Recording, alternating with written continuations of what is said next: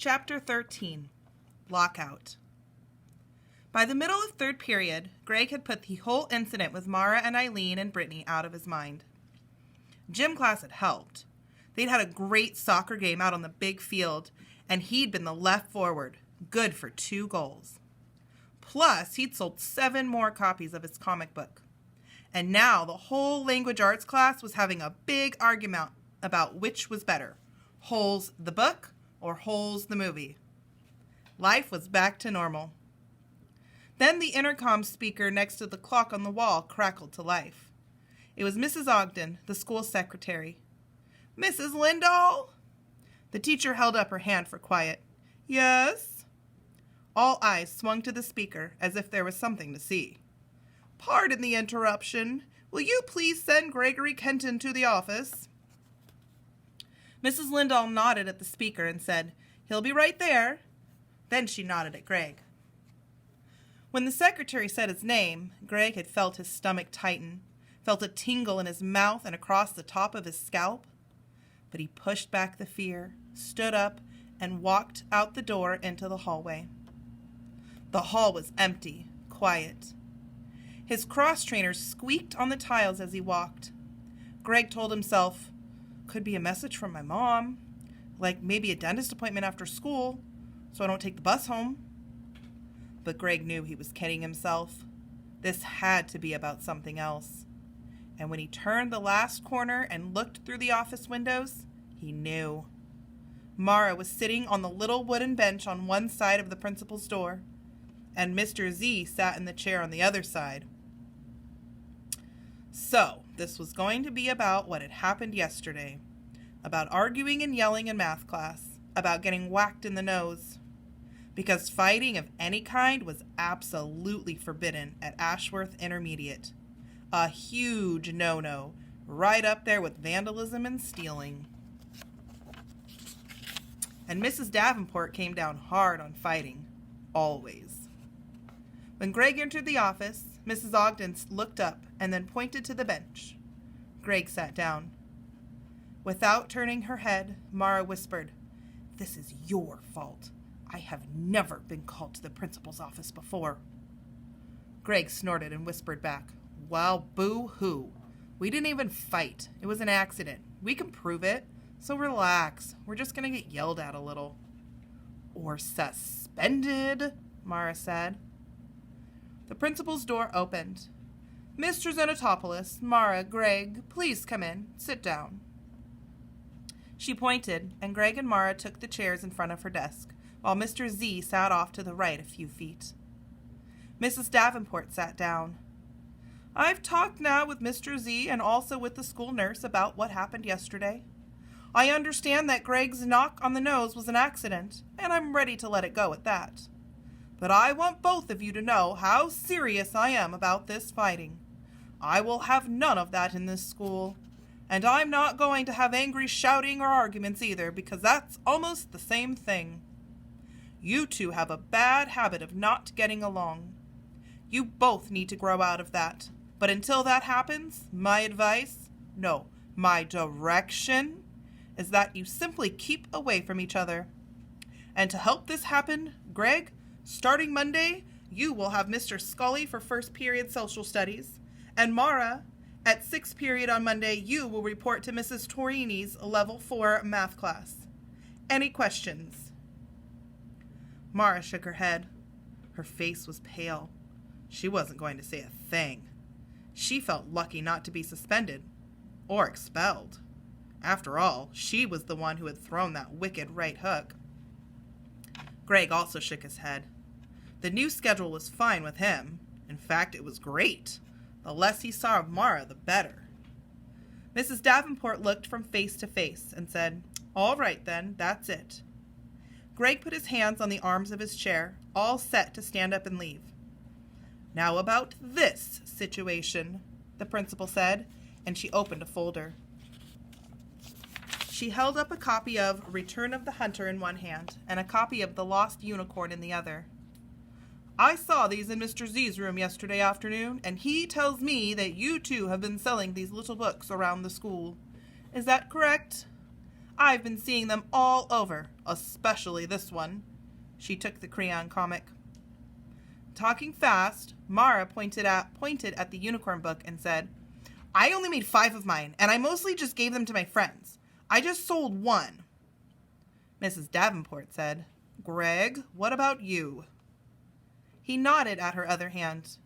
I've been selling that one since Monday, and everybody really likes it, so I'm working on a whole series. Did you read it? Mrs. Davenport seemed surprised, both by Greg's chatty reply and by his request. She gave a halting nod, and Greg said, Did you like the story? The principal put a stern look on her face and said, We're not discussing the quality of your writing today. Do you remember the talk we had right here in my office last June? I told you that I did not want you selling things at school. Do you remember that? Greg had an answer to his question, but he didn't just speak up. Instead, he raised his hand. He was about to tell the principal she was wrong, so it seemed like a good idea to wait politely for her permission to speak. When she nodded at him, Greg said, Last June I was selling little toys, and you told me that I wasn't allowed to sell them at school, so I stopped right away, just like you said. And I'm not selling toys. I'm selling books. A student telling a principal she's mistaken. That doesn't happen very often, and there's a good reason for that. Mrs. Davenport's eyes flashed, and with clipped words she said, I know perfectly well what you are selling. This is a comic book, and in my view, comic books are practically toys, and bad toys at that. This is hardly what I would call a book. When I saw the first one of these on Monday, and I saw your name on it, I should have called you in here that instant and put a stop to it. Because look what's happening now. Mrs. Davenport opened the folder again and picked up 4 or 5 other little handmade comic books. She fanned them out like playing cards and held them up for all to see. Greg could only see parts of the covers, but what he saw didn't look good. The artwork was crude and poorly drawn. One cover showed an evil-looking muscle man holding a big knife, and the title was Just in Time to Die. Another one was titled Crundoon, and it showed a huge slobbering monster biting off the top of a girl's head. After a pause to let the picture sink in, the principal said, Because of your example, everybody now seems to think that they can make nasty, violent stuff like this, and then bring it to school and sell it. Greg put his hand up again, and this time he started speaking before the principal nodded at him. But my comic's not like that. I mean, there's action in the story, and things get sort of rough, but I wasn't trying to make it violent. It's history. It's based on real Stone Age people. I got books from the library. Mrs. Davenport waved her hand. I'm not going to have a discussion about which comic book is worse than another. I am just going to say what I said to you last June. And this time, let me be even clearer. Do not sell things at school. Do not sell anything. School is a place for learning and thinking. It is not a place for buying and selling. Mr. Xenotopoulos, do you have anything to add? The question caught Mr. Z off guard.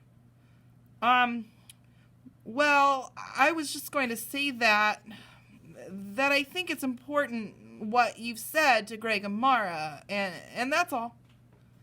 Mrs. Davenport stood up, and as if there were strings connecting everyone, the other 3 people popped up too. Very well, then, the principal said.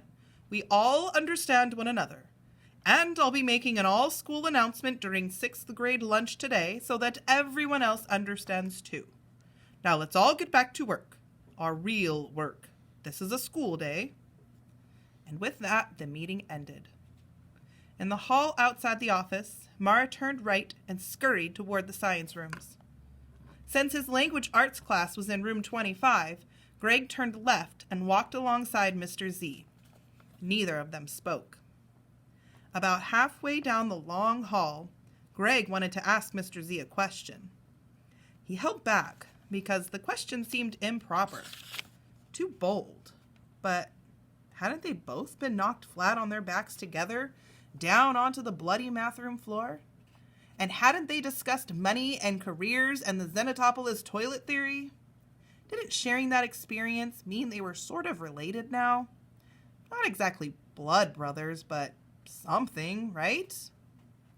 And so, relying on this odd feeling of kinship and hoping that Mr. Z wouldn't get offended, Greg worked up the nerve to ask his question. Mr. Z, I was wondering, do you really agree with Mrs. Davenport with everything she said? Mr. Z hesitated half a second, and then nodding his head, he said, Mrs. Davenport is very logical. Kids can't be scrounging around all day trying to make money at school. It's not the right place for that. But what she said about my comic books? Greg asked. And my comic book? Do you think my comic book is nasty and violent? It took 6 steps along the hallway before Mr. Z had an answer to that one, almost to the door of room 25. Personally, I have nothing against comic books. And as a comic book, I don't mind yours at all. It's actually quite good. But as something to sell at school, no. Mrs. Davenport's right about that part. Greg went back to his desk in language arts class feeling a little better. At least Mr. Z wasn't lumping Creon in with those other comics. But the facts were still pretty discouraging. He wasn't going to be able to sell his comics at school. Sure, he could still write stories, still do his drawings, and still make all the comics he wanted to. And he could even try to sell them to kids some other way. But it would be so much harder. There didn't seem to be much point to it. School was where the kids were, and the kids were his readers, his customers. And it had to happen just when things were going so well, too. 14 more units, and he would have made his goal for the first week. 100 comics sold. It felt like another punch in the nose.